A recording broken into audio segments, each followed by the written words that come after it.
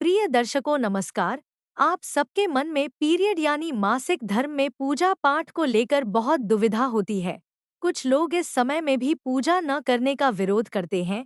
तो मैं आपको बता दूं कि प्रकृति ने जो बनाया है उससे छेड़छाड़ नहीं करना चाहिए, क्योंकि हम नेचर से लड़ नहीं सकते भले ही कितनी जबरदस्ती बात करें।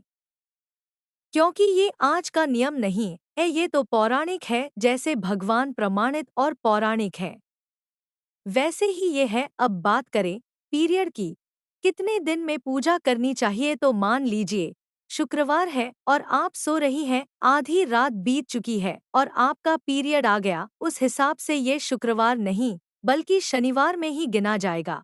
और अगर आप सुबह से लेकर सोने तक से पहले आ जाता है तो वही दिन माना जाएगा, यानी अगर शुक्रवार है तो शुक्रवार ही माना जाएगा। बात करें शुद्ध होने की, तो जिस दिन पीरियड यानी मासिक हुआ है उससे चौथे दिन बाल धोकर नहाने से आपकी शुद्धि हो जाती है, क्योंकि शास्त्रों में भी 4 दिन और 4 रात का प्रमाण है। अब यदि किसी को 4 दिन से ज्यादा आ जाए थोड़ा बहुत किसी कारणवश, तो वो मूर्ति का स्पर्श नहीं कर सकती, लेकिन भोग वगैरह बना सकती हैं, श्रृंगार कर सकती हैं और नए वस्त्र पहन सकती हैं, भजन कीर्तन में भी जा सकती हैं।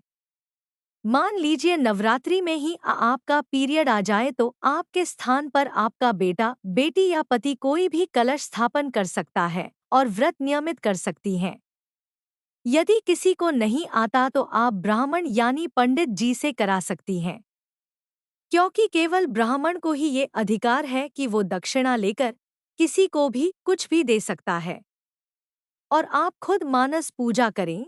मानस पूजा का अर्थ है कि आप अपनी आंखें बंद करके पूजा स्थान से दूर बैठ जाएं और मन ही मन विचार लाएं कि अब आप भगवान को भोग लगा रही हैं, भगवान को बड़े प्रेम से और भाव से माला पहना रही हैं। कहने का मतलब आपको बस भाव से पूजा करना है, कल्पना करनी है। रामचरितमानस में मानस पूजा का बहुत महत्व बताया गया है। फिर जब आप शुद्ध हो जाएं, उसके बाद आप भगवान को स्पर्श करके पूजा कर सकती हैं।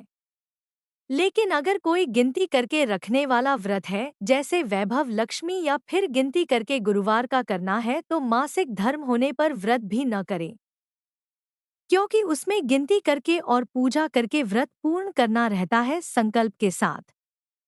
अगर कोई शंका है और कुछ पूछना है तो कमेंट में अवश्य लिखें। धन्यवाद।